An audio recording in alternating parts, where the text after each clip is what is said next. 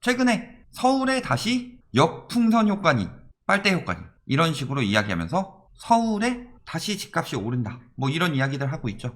그러면서 기사들이 쏟아지는데 처음에 강남을 잡았다가 강남에 2억씩 떨어져서 나오는 급매물들 거래되고 있다 이런 기사 뜨니까 그 다음 타겟으로 갈아탔죠. 보통 강남 다음에 어디였어요? 마영성이었죠. 그 중에서 가장 지금 핫하다는 마포의 부동산 시장을 보겠습니다. 빨대 효과 이야기 나왔죠. 전용 84가 18억 원을 넘었대요. 15억 원 대출 금지인데 전세가가 급상승한다. 뭐 말도 안 되는 소리 하고 있으면서 자 그 다음에 강남 뛰니까 마용성도 달린다. 강남 분명히 2억씩 낮춘 급매물들 거래되고 있다는 기사들이 나왔었죠. 그러면서 뭐 20억 클럽 코업 이제 또 20억 클럽 만들고 있죠. 이제 신축도 패닉 바잉이다. 자 마포 11억 강동원 8억 웃돈 붙었다. 이게 패닉 바잉으로 붙을 수 있는 금액인가요? 패닉 바잉이 뭐예요? 정신 나가서 사는 거죠. 마포가 기존 비싼 지역인데 여기에 11억까지 웃돈 붙여가지고 살 만큼 그 정도 자산이 있는 사람이 패닉 바잉을 할 만한 사람인가? 재벌 2세나 뭐 이러면 모를까? 본인이 돈을 모은 사람이면은 그렇게 못하죠. 그런데 이런 기사들이 뜨고 있습니다. 그래서 내용을 봅시다. 매매가격 지수 갑자기 최근에 뜨고 있죠. 11월 중순부터 뭐 전세대책 나오고 하니까 갑자기 또 이제 집값 띄우고 있죠. 전세가 꺾였죠 사실 살풋이. 그러니까 갑자기 띄우기 들어간다. 대책 나왔는데 아파트 아니니까 효과 없다. 신축 아파트 공급 아니니까 뭐 효과 없다. 이런 이야기들 하면서 띄우고 있는데 사실상 작년 말에 띄우기 들어간 거 법인들이나 혹은 다주택자들이 털고 나오기 위한 수법이라는 거 다 알고 있죠 이제는. 그래서 보면은 거래가 굉장히 비정상적인 거래들이 나와요. 갑자기 여러 채가 혹은 갑자기 몇 억씩 갑자기 훅 뛴 거래들이 나오기 시작한다. 그렇게 띄워놓고서 사라지죠. 잠실주공 5단지 떨어지고 있는데 팔아 제껴야 되니까 작년 2월쯤에 잠실주공 5단지에 10채가 거래되었다는 소문이 돈다. 그러더니 중개사들이 확정적으로 이야기하고 있다. 말도 안 되는 소리다. 저희가 이야기했는데 2월 거래 통틀어도 10건이 거래가 안 됐는데 그 평형대가 근데 10건이 열흘 거래됐다. 이런 식으로 기사들이 막 띄었죠. 그러면서 고가 거래들이 몇 건 나오더라. 그런 상황이죠. 매매 거래량 보면 어때요? 11월까지 뛰었다가 12월 아직 다 짓게 된 건 아니지만 사실상 떨어질 것으로 보이죠. 뭐 분양 입주권이야 12월에 많이 거래됐죠. 사실상 분양권 거래 같은 경우는 올해 거래하면은 주택수에 포함되니까 작년 막판에 좀 거래됐다 이렇게 보시면 되겠죠. 자 외지인 매매 거래량 어때요? 이거 6, 7월이죠. 6월에 피크 찍었죠. 그리고 예전보다 안 나오고 있고 증여 건수 같은 경우 역시 7, 8월 8월에 12% 오르기 전까지 엄청나게 증여하고서 그 뒤에 증여도 줄었다. 거래량도 안 늘었고 증여도 줄었어요. 외지인들도 안 들어오고 있고 굉장히 의심 가는 상황이죠. 그런데도 불구하고 집값은 뛴다. 30평 20억 초일계래요. 마포 프레스티지 자이가 20억 원을 넘어서면이에요. 아직 아니죠. 그러면서 보면은 밑에 거는 빼고 종로 성동이니까 빼고 위에 것만 보면 19억 6천 20억 인근으로 하나 나온 거랑 그 다음에 18억대죠. 주요 단지 매매가 하면서 뜬 단지만 골라서 뜨고 있죠. 그 전까지 막 떨어질 때는 주요 단지 매매가 하락 이런 얘기 안 하더니 뜨니까 또 바로 가지고 오는 거죠. 그러면서 이미 20억 넘어서 실거래. 아까 이야기했죠. 잠실주공 막 10건 거래했다 했는데 한 달 내내 봐도 8건밖에 거래 안 됐는데 해당 평형이. 그때 10건 나왔을 수도 있죠. 자전거래를 몇 개 더 껴넣어가지고 만들어 놓고 나중에 지었다든가 이랬을 가능성도 높죠. 지금도 20억 거래 떴다고 미리 얘기를 해놓고서 신고기간 짧아졌으니까 띄우기 전부터 거래됐다 됐다 해놓고 띄워놓고서 봐봐라 거래됐지 해놓고 가격 쭉쭉 들어온 다음에 나중에 취소하면 되는 거니까 그런 식으로 많이 진행하죠.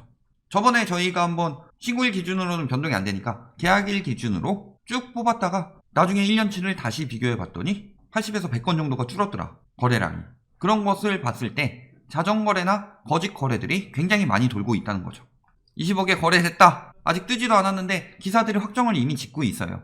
빨리 띄워야 되니까. 저렇게 오른 것은 신고도 되기 전부터 거래됐다 하면서 띄우는데 떨어진 것은 어때요? 끝까지 캐내가지고 하나라도 잡아내죠. 법인 매물이었다느니 저층에 뭐 전세 낀 매물이었다느니 뭔가 분명히 하자가 있으니까 하락한 거다 이렇게 하락할 리가 없다 라고 하면서 그런 건 잡아내고 뜬 거는 거래 신고도 뜨지 않았는데 이미 부동산 통해서 정보 입수해서 띄우려고 하고 있다. 인근 부동산이랑 커넥션이 있다는 거죠. 보면 어때요? 그 전에 이렇게 된 거는 왜 얘기 안 하고 지금 얘가 신고가 찍은 것도 있지만 그 전에 얘가 떨어진 것에 대한 이야기는 하고 있지 않죠. 기존보다 8천 올랐는데 기존보다 2억 3천 떨어진 거에 대해서는 언급이 없다. 오히려 층수조차 얘가 더 높은데 그것도 여기랑 비교하면서 아예 그냥 12월 됐을 때 16억 5천에 비해서 3억 5천 올랐다고 하죠. 떨어진 거에 대한 이유는 아무 이유 없고 이런 식으로 띄우고 있다. 웬일로 근데 호갱 예스에서 반영을 해줬어요. 16억 5천 거래를. 자, 매물 유턴에 마포 24평도 대출문 잠겼다 하면서 15억 1천만 원의 신고가 거래로 이루어졌다. 어디서요? 거래 안 떴잖아요. 그 전에 13억 500까지 떨어진 거에 대해서는 왜 언급을 하지 않냐? 거래 신고가 뜬 것에 대해서는 이야기하지 않고 안 뜬 것에서 이런 거래가 이루어졌다고 중개사가 그러더라. 그런 것들만 하고 있죠. 15억 1천만 원 대출 나와요? 15억 넘으면은 이제 대출도 안 나오는데 강남도 아니고 마포에서 이렇게 띄워서 사고 있다. 중개사들이 띄워줘야 되니까 얼른 좀 받아 적어주세요. 그런 식으로 하고 있는 거죠. 18억 2천 거래되고 1억 정도 떨어진 단지들이 있다. 그렇다면 이게 문제가 있는 거래라는 거죠. 왔다 갔다 해요. 15억, 16억짜리 거래도 있고 18억 중반 거래도 있고 왔다 갔다 하고 있죠. 여기도 엄청 뜨고 있는 건 아니고 옆에서 다 띄우니까 떠서 거래될 수도 있죠. 사실상 법인 같은 경우는 작년에 팔았어야 되고 그 다음에 장특공제 혜택이나 다주택이 1주택으로 줄여서 양도세 비과세 혜택을 받기 위해서는 작년에 많이 팔았어야 되는데 그렇게 띄워가지고 많이 팔았죠. 하지만 양껏 못 팔았죠. 그리고 6월 전에 빨리 팔아야 되죠. 그러니까 계속 이렇게 띄우고 있는 거다. 마레프 전세도 난리래요. 반년새 3억 올랐대요. 그러면서 뭐라 그래요? 전세 가격이 2억 5천만 원 이상 증가했다. 11억 거래 딱 하나 보고. 근데 임금 보면 어때요? 7억 거래, 9억 거래, 7억 거래, 11억, 10억, 9억 5천. 그러면 전세가 떨어지고 있는 거죠. 그렇게 생각하면 돼요. 대체적으로 이런 거래는 어떤 거래가 많다? 전세가 엄청 높여주는 경우는 부담부 증여나 주인 전세로 탈세하는 거죠. 탈세. 15억짜리 11억 전세 줘봐요. 그렇다면은 부담부 증여하면은 4억에 대한 증여세만 내면 된다. 주인 전세 같은 경우 자금 출처 계획서 쓰는데 15억짜리 아파트 사는데 11억짜리 전세 들어가 봐요. 그러면 일단 4억에 대해서 자금 출처 계획서 쓰고 나중에 이 11억에 대해서는 다른 돈, 검은 돈, 불법 증여받고 이런 돈 끌어와도 뒤늦게 검사하진 않으니까. 이런 식으로 잡는 거죠. 그러니까 자금 출처 계획서 같은 경우도 전세가 나가면 자금은 어떻게 메꿀 것인지 이런 부분에 대해서도 다 계획서를 더 받아야 되죠. 사실. 비정상적인 전세 끼고 자금 출처 계획서를 낸 경우는 나중에 그 전세가 나갈 때 한 번 더 받아야 되죠. 그 자금은 어떻게 마련했냐고. 부담부 증여도 은근슬쩍 넘어가지 말고 강화해야 되죠. 그런데 공공재개발 후보지 중에서 들어왔죠. 아현동. 또 이거 가지고 얘기할 거예요. 아현동 재개발 집값 상승 신호. 공급하면 집값 떨어진다면서요. 거기다 공공재개발인데 아현동, 망원동, 대응 참가했다고 그랬어요. 뭐예요 그러니까? 공공재개발 반대. 공공임대 들어오면 집값 떨어진다고 하면서 뭐라 그래요? 반대한다는 청원서를 제출한 적이 없는 사람의 명단이 민원에 포함됐다. 즉 사기치고 있다는 거죠. 그러니까 지금 다 집값에 미쳐 있어요. 미쳐 돌아가고 있죠. 불법 행하고 다른 사람 막 도용하고 다른 사람들이 집 없어 죽건 말건 일단 내 집값 띄워야겠다. 이런 마음을 가지고 하는 거죠. 근데 그런 마음만 가지고 해서 집값이 뜨냐? 그것은 이후에 경제 상황을 보면 나오죠.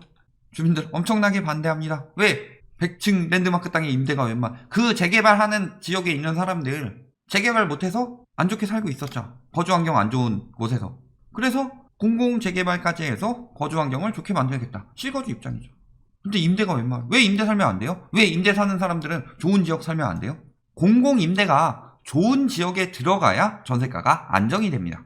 왜? 공공임대가 저렴하게 들어가죠. 그런데 다 외곽지역에 해봐요. 그러면 여기는 정말 좋은 지역이기 때문에 전세는 어차피 돌려받는 돈이고 그러니까 전세가가 비쌀 수밖에 없다. 이런 심리를 만들어낼 수 있죠. 그런데 좋은 지역에도 공공임대가 공급되고 거기서 가격이 이 정도 수준으로 나온다라고 하면은 민간임대도 억제가 되죠. 지금까지 다주택자들 집값 얼마나 많이 뛰었어요. 다른 나라에 비해서 한 두세 배씩 많이 샀죠. 다주택자들이. 그래서 서울에만 40만 가구가 넘게 다주택 매물이 있어요. 그런데 그들이 양질의 임대를 공급한다고 그러죠. 예전에 그 집값보다 전세가를 더 올려놓고서 기여하고 있대요. 그래서 공공임대를 놓겠다. 국가에서도 기여하겠다. 반대. 앞뒤가 안 맞는 얘기죠. 다 이기적인 소리들만 하고 있는데 들어가야 되죠. 상암 DMC 미매각 부지에도 뭐 들어온다고 하는데 공공임대 몇 말이냐 이런 이야기 하는데 들어가야죠. 이런데 인근에 이랬다가 저랬다가 왔다 갔다 가격 갔다 장난하냐 이렇게 띄우다간 결국 세대스 되겠죠. 이 정도 거래되는데 갑자기 막 이런 거래들이 뜨더라. 얘가 이상 거래죠. 요거는 왔다리 갔다리 하고 있다. 자 근데 어때요? 마포 상권 작살나고 있죠. 상권이 무너지고 있어요. 어때요? 보면 젠트리피케이션으로 쇠락해가는 상권에 코로나 사태까지 겹치며 어려움을 겪고 있다. 자, 지금 마포에는 젊은 수요들이 많이 샀죠. 시댁 부모들이 강남에 있는 잘 사는 집안 사람들이 시댁과는 조금 거리가 있고 한강뷰가 나오는 와용성으로 간다, 이런 이야기도 있었고, 그 다음에 뭐 예전에 나왔던 것 중에서는 15억짜리 사가지고 12억 대출받아서 하는데 월 1,000만원 넘게 이자 내고 있는데 더 뜰 것이라는 생각으로 샀다, 뭐 이런 이야기들도 나오고 있죠. 그런 식으로 사면서 어떻게 돼요? 집값만 띄워놓게 되면은 사람들이 소비력이 줄어들죠. 그러니까 인근 상권을 이용하겠느냐? 돈 갚느라 바쁜데 많이 이용 안 하죠. 매출이 줄죠. 그런데 여기서 코로나까지 겹쳤어요. 그런 상황에서 집값은 더 띄워서 사람들 조이고, 거기다가 공급도 못 들어오게 방해하고 있죠. 공공임대 들어온다, 혹은 공공재개발 한다 라고 하니까 청원한 적도 없는 사람 도용에다가 청원하고 있고, 지역 이기주의가 굉장히 심각하게 나오고 있죠. 그런 것들이 이 지역 사람들이 다 이기주의라는 게 아니라 원래 살고서 그냥 장기적으로 난 마포가 좋아, 한강변이 좋아, 거주 여력이 되시는 분들이 상관없다 이거예요. 그런데 저기를 어떻게든 띄워가지고 몇 억씩 차이 남긴다, 이런 마인드를 가지고 있는 담합하는 투기꾼들이 실거주 여건을 다 망쳐놓고 있다, 이런 상황이죠. 결론, 상권은 죽어가고 있고 공급은 아무리 반대해도 늘어나고 있고, 공공임대 들어올 거예요. 지금 당장 들어오진 않더라도 이런 것들이 추진되고 있죠. 왜 반대하겠어요? 집값 떨어질까봐. 그러면서도 기자들은 띄우고 있다. 신고도 안 뜬 거래를 가지고, 그리고 신고 안 뜬 거래 직전에는 급매물 거래들이 뜨고 있었죠. 이런 걸 봤을 때 어거지로 띄우는 몇몇 건을 제외하고는 지금 거래가 급해진 사람들이 급매물 내놓기 시작했고, 6월 되기 전까지 많은 급매물들이 나올 수 있죠. 오늘도 뭐 어떤 인간이 댓글 달고 갔는데, 아니 양도세를 뭐 최대 뭐 80 몇 %까지 찌는데 6월 이후에 누가 팔겠냐? 6월 전에 팔라고 하는 거잖아요. 그래서 6월에 보유세 나오니까 그 전에 팔아라 라고 얘기하는데 양도세 비싸서 못 판다. 6월 전에 팔라니까 6월 이후에 양도세 비싸서 못 파는데요. 말도 안 되는 논리들을 내세우고 있는데, 이런 식으로 교묘하게 말장난하는 것에 넘어가서 영끌하게 되면 큰일 난다. 명심하시고, 특히 서울 뭐 노도강은 지금 심각하게 끼고 있는데 그 전에 강남이나 마영성은 이미 심각하게 낄 만큼 꼈기 때문에 지금 들어가는 사람이 가장 고점에서 잡아서 수억 원의 남의 빚을 떠안아주는 행위가 될 것이다. 여기까지 생각해 두시면 되겠습니다.